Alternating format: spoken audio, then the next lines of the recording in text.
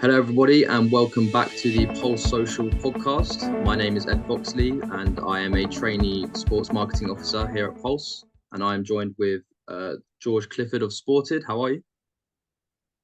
Yeah, I'm all good. Thank you, Ed. Thanks for having me on. Looking forward to having a chat about Sported and yeah. Nice. Okay. So, first thing is just give us your background, what you do at Sported. Heard you're a football fan, so let us know about that.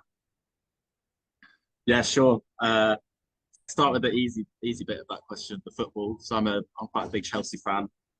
Um, Unfortunately, slightly tough times for us at the moment, but sticking to my colours and yeah, staying a blue. So hopefully brighter days are ahead.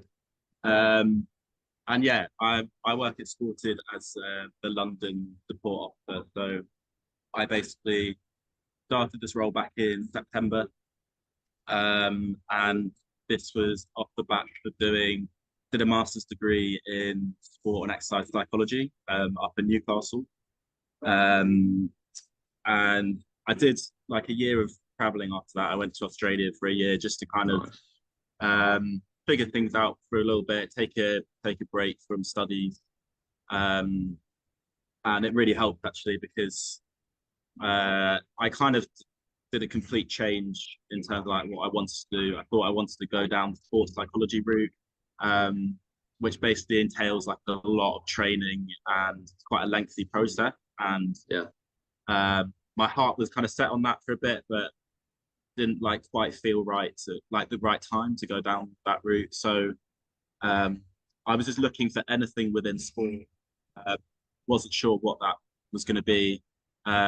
And to be completely honest, I was just lucky to come across Sported. They were looking for kind of like a graduate at the time of me applying. So I think I just had a massive stroke of luck, to be completely honest. But um, I think it's just like a really good match in terms of what I want to do. So um, I love the fact that it's like a not-for-profit and working for a charity.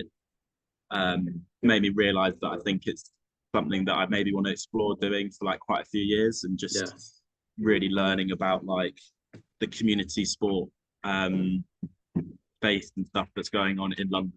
Such a huge thing. Um, in terms of like my actual role, so I basically have a 50-50 split in terms of what I'm doing. So half of my time I spend basically communicating with the sports groups that we have like under our network and membership within London. So as I'm like a support officer, I basically I'm in constant communication with them in terms of like what they're needing some support with, whether we can like help them and steer them in the right direction. I kind of like signpost them to different resources and stuff like that. Um, and then the other half of my job is to do with like our grants team. So um, at Sported, we partner with a number of different like quite high level corporations. So we partner with like Barclays and Vodafone. We've done projects with like Nissan and companies like that in the past. So we essentially help them deliver funding to community groups. So half of my role is kind of helping our grants team do that, like look over applications, um, kind of make assessments in terms of like whether they're like eligible to be funded and stuff like that, and choosing like which groups are kind of most at need and stuff to get help. Um, so yeah, in a nutshell, that's kind of what I've been doing the last 6 months. Nice. It's interesting as well how you went to university, studied something quite different, and decided to go on that travel year, and it just shows how important the travel year can be sometimes for students that have just left university, because a lot do it and find out that you don't want to quite do what your degree exactly says, so you've gone and done something else. It's very good. And Yeah, definitely. what made you want to study for that degree in exercise psychology, or the masters in exercise psychology straight away? Um, so I did my kind of like undergrad degree was in just like single honors psychology. Yeah. And it was kind of to be completely honest, I hadn't really even heard about sport and exercise psychology until I was at uni, so I didn't really know about it at school. Um, and there was, I think it was in my first year, we just got the chance to deliver a presentation on literally any area of psychology of our choosing. So um, the like kind of beauty with psychology in a way is just there's so many different areas to go into, whether it's you're interested in like developmental psychology with like babies and young children and how we develop, whether it's do like cognitive and neuroscience and sort of social psychology. So for me, it was always sport because of just my love for sport as a kid growing up.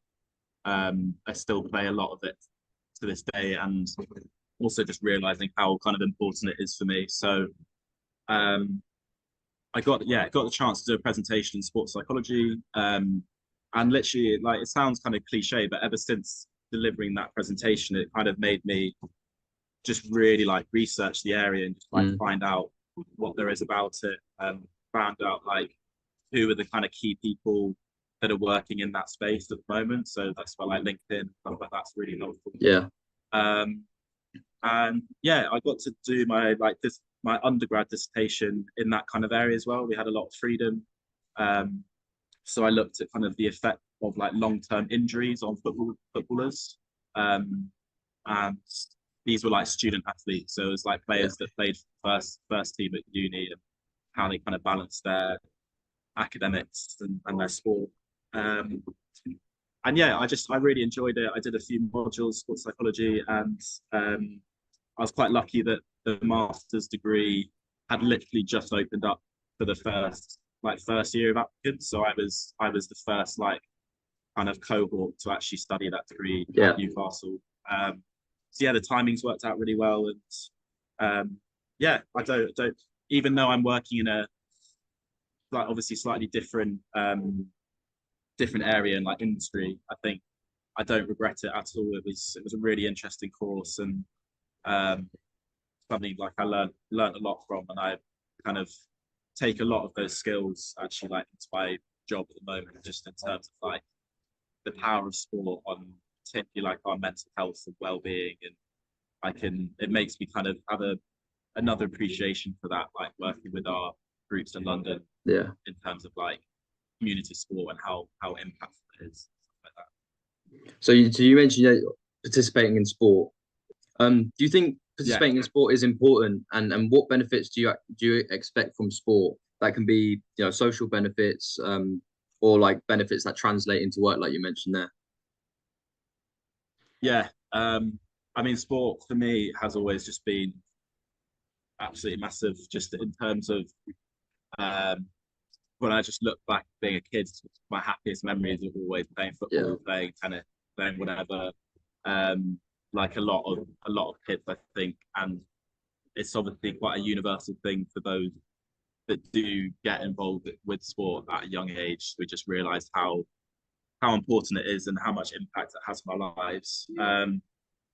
But also, I think um, for me, I've almost realised the impact more, particularly like sort of mental well-being, um, really like way more recently, and even like as recently as moving to London. So I moved to London when I started my role here at Sported about 6 months ago, and it's quite like a tricky place to move to if you don't know that many people. It can be quite an isolating city.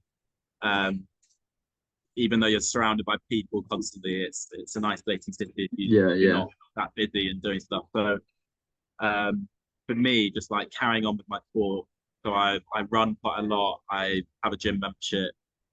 Play football twice a week, and it was just like these things that like my sort of regular things in my routine, my weekly routine that I just always look forward to. And if I'm having a bit of like a rubbish day or like feeling a bit down about being in London or whatever it is, just it usually 99% of the time helps me just kind of escape from that. And yeah, I'm just a big believer in sport being kind of this escape and like medicine for um just just improving our well-being and our lives. And there's just I think there's just so many skills that we can take from sport. Quite a few of the groups that we work with at sport that have kind of made that very clear to me when I've had conversations with them, and they say things to me like, "There's so many things that you can learn on a football pitch, for example, that you can't learn in a classroom." Yeah, And I exactly. think it is very true. There's just a lot of transferable skills, whether that's like working within a team, whether it's learning how to have like healthy competitiveness, um, growing your self-esteem, growing your confidence, socializing people, um, especially off the back of like COVID. Yeah, I just realized how important um, socializing in a sport setting was so important to me. I kind of lost that in my last year of uni through COVID. So um, yeah, just all of these things I think um, is why I'm a big believer in the benefits of sport, basically. yeah, yeah. I totally agree. I think it's very good for kids, especially troubled kids or kids that live in an area of an area in general that maybe don't have lots of places for kids to go and socialize, and they end up they can end up going down a bad route or getting involved with the police and things like that. So but having somewhere that they can go away and be and socialize and be in a team and it's healthy, I think is really really important.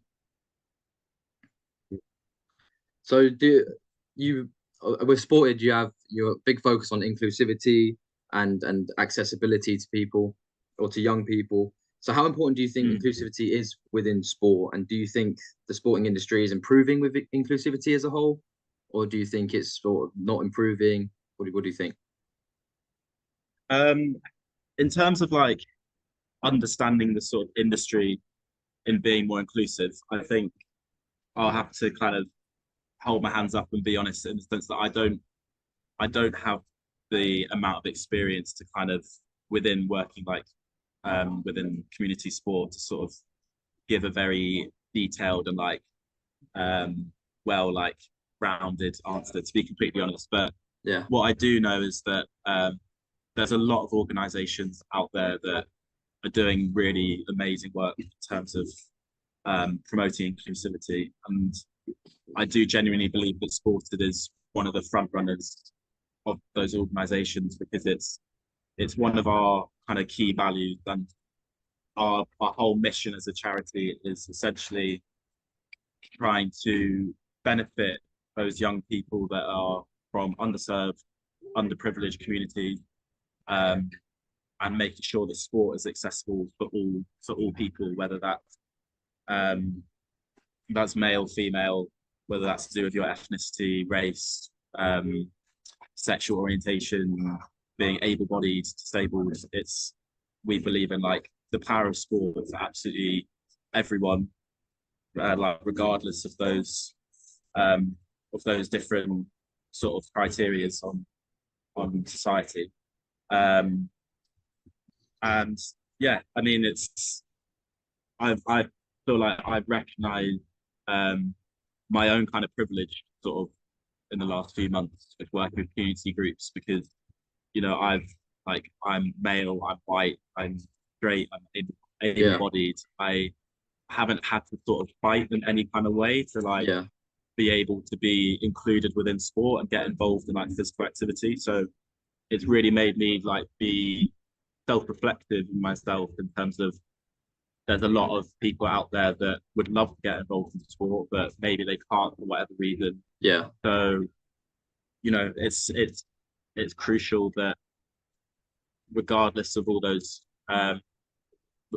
factors that I just mentioned, everyone should be able to play sport, everyone should be able to seek the benefits of it. So yeah, it's being inclusive is massively important. And yeah, I've noticed also with like sort of my involvement with like the grants that we do at Sported with like our partnerships with Barclays. There are some really good projects and like funded projects out there that are going on. So I get to be involved in one Barclays grant, which was kind of coordinated by Ian Wright, footballer, Yeah. who's massive on like women and girls football. So Barclays have basically dedicated certain amount of money to go towards funding females who are 16 and over to get their level 1 coaching badges. And it's like that's just giving one example. It's quite cool to be involved with, and there's we've had like 300 plus organizations and football clubs that have come forward and had successful applications. So it's things like that where I get to kind of get some experience in projects that are out there, that it makes me realize there is some really good work going on. Yeah. Obviously rightly so, but of course there's always more that can be done. And I know that at Sported, for one, that it's our top priority to kind of make sport as inclusive as possible. So I'm sure that I'll get to work on a lot of sort of really impactful project stuff, which is good. Yeah, that's good. And I think female football especially is driving the sort of equality inclusion, because of you look at how well the Lionesses did in the Euros when they won it, and then the World Cup, and you just think, especially with the Premier League as well, you're starting to see the women's Premier League is getting record-breaking attendances and much more TV coverage, which I think is very, very important, because it just promotes grassroots football for women, which wasn't there 10, 15 years ago. Yeah.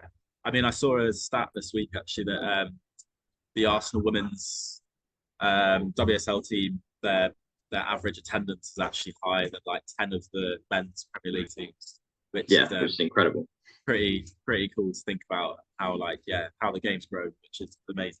But hopefully it keeps going that way.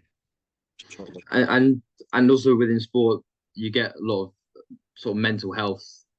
Mental health is very big when it comes to sport as well, because like you said earlier, you get a lot of people that kind of use it as like an escape. And so, do you think mental health in sport how important do you think that is to have sort of help for, let's say, an academy football player or an academy rugby player that might get, say, rejected from an academy? Do you think there is enough support there, things like that, or do you think that can be improved on? Well, I don't know how much research you did on me, whether you asked this question because of what I studied at uni, but that was my master's dissertation project, basically. That's coincidence. Funny coincidence.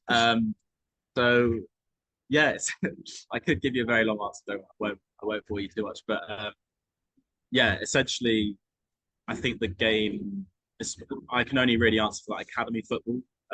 Just that's what my project was based on. But I think the game has grown massively in the last kind of decade or so in terms of support that is like external to football, which is really, really good. And there's a lot of kind of support staff now that are in place, and it's kind of like a legal requirement for professional clubs to employ those staff. Which obviously shows that, we're going in the right direction and changes are being made. But I think the problem is for a lot of those clubs, the kind of support, having like staff in place is a bit of a tick box kind of exercise. So it's kind of just like they can report to the FA or Premier League, like, oh, we have support staff in place, but whether that support is actually like optimized for players is kind of another question, I think. But yeah, I don't think there's really a simple answer. I think compared to what support there was maybe like 20 years ago, it's really, really good how much there is now. I think particularly for like top professional clubs. But I know that there's like a lot more that can be done, a lot more sort of funding and a lot more research as well in terms of like how actually that support can just be improved and be the best sort of best kind of resource it can be for players. And it's actually like quite an interesting area for myself to maybe think about going into in a few years' time or something, depending on where everything goes with Sported. I mean, very happy where I am now. So not saying I'm going to change anytime soon, but Yeah. just yeah, based on my degree and like working within sport at the moment, it would be quite a interesting area to kind of go into, whether that's like an academy environment or something. Yeah, something I'd be very interested to do at some point. Yeah, and I think also football clubs could not only offer it to their academy players, but maybe just the communities themselves, because some football clubs are massive parts of their communities. So I think be having somewhere that young people may be able to go and use sort of their club as a place for mental health help would be really good. So what sort of impact does Sported have on local communities? Speaking of which, does obviously they have the clubs and they get young people involved in sport. So is it anything further than that, or is it just that? So that is kind of like the main sort of like priority. Well, yeah, kind of priority, kind of like um, where our support is focused is essentially just in terms of like helping the community sport physical activity groups essentially just survive because at the moment with like the effects of COVID, the effects of um, the cost of living crisis, and it's just essentially meant that the whole industry of community sport is essentially never been more in need of, I think, organisations like Sported helping them. From what I've kind of been made aware of over the last few months working with Sported is just these community groups are struggling so much in terms of just staying afloat, energy bills, their rent, their their young people and their families can't actually often afford the membership fees to play for them. So they're just in a situation where things are just really, really tough. So I think that's where Sported tries to come in, just in terms of offering, we call it like organisation health support. So we essentially help like a really wide range of groups. Some of them are like startup community groups that have literally been delivering sport for a few months. Other groups we support are like really big charities that maybe don't need our help as much. So I think our focus is mainly on helping those kind of smaller volunteer-led groups with, I think the stat is about a third of our groups have an annual turnover of less than 10K a year. So it is these groups that are really like at early or low stages of kind of their delivery. So our focus is on helping groups like them because they are most at need and they are often in the most like deprived areas of the country and most deprived communities. And yeah, our support is on organizational help and like capacity building. So we essentially offer it in quite a few different ways, but we have like an online platform, which is called our hub. And this is where community groups can access like online resources.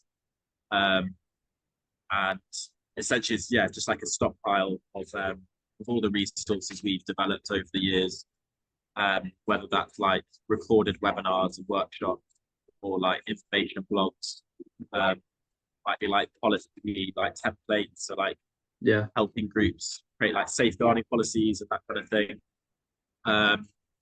So that hub like online platform is really helpful for groups to just like go into as and when they need to, and just find bits of online resources to help them. But then sort of our main other support area is we have a team of volunteers that help us at Sported, and we have about 300 across the UK. And these volunteers basically specialise in a bunch of different areas, whether that's like specialising in marketing or fundraising, or they've worked for like big corporations for a number of years. And they essentially offer some like one-to-one consultancy support with community groups that we work with. So it's often on like quite a long-term basis as well. So we pair them up with Foxley over a number of months. Sorry, that was a really long-winded answer, but essentially we essentially help community groups in quite a number of different ways. But that main focus is just helping those clubs that survive, and with the aim of growing, reaching more young people. And that's the goal. Yeah, no, it's really interesting. It's a really, really good goal as well, in terms of just helping everyone out and making sure that everyone has what they need to keep doing what they do, because it is so important, like you said. And what final question, what is the toughest part of being London based, sort of doing things within London? What's the hardest part about that? In terms of like my role? Yeah. So like what you do, what sort of limitations do you find with London, or do you find anything particularly difficult with London that you maybe wouldn't find outside? I think what's a bit tricky is, to be honest, just like the sheer number of community groups that need support. We work with just over 300 community groups within like our sort of catchment areas. At Sported, we have different regional teams around the UK, but I obviously just work in the London team. And we only have 4 members of staff in the London team that are there to kind of support those 300 plus groups. Yes, many. Which is not many if you do the ratios. So I've noticed that just in terms of like the demand on our time resources is quite sort of strenuous, because obviously we want to help as many people as we can, but it's there's only so much we can help, and there's only so much kind of like depth that we can go into with each one. I'd say that's one thing. I'd say another thing is maybe just kind of like connecting with like local government and local authorities is always a challenge, and I know that that's also the case across the UK. But just with local authorities really struggling at the moment in terms of so many of them like going bust, and their funding and their resources are just just decreasing and decreasing. So that means less money, less support is going to these community groups. So it's a challenge in that sense, but it's also a challenge for us trying to kind of build relationships with them so that they know what we do at Sported, and they know how we can maybe help them kind of get access to different groups around London.